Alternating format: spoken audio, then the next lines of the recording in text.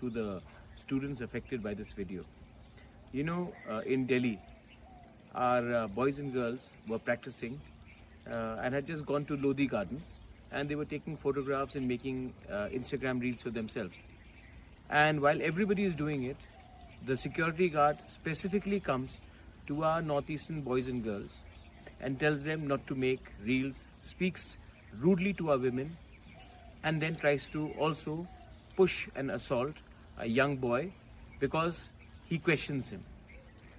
There were other people also making reels.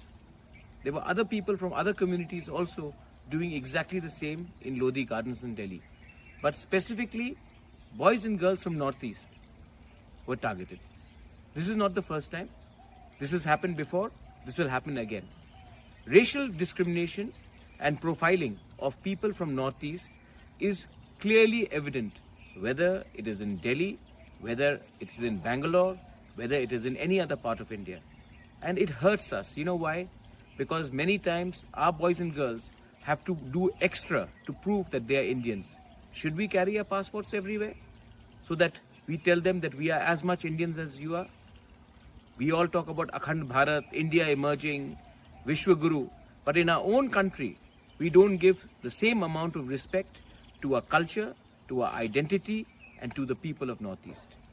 It is very sad, but the time has come. You know, somebody said the other day that this is under this government. It is under every government. The problem is not that of politics. The problem is that of society and mindset.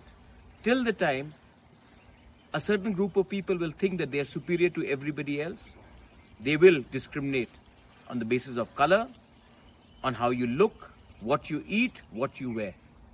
India has to realize that if it has to be a superpower, it has to first empower the people from Northeast India as well. Stop discriminating the people from our region.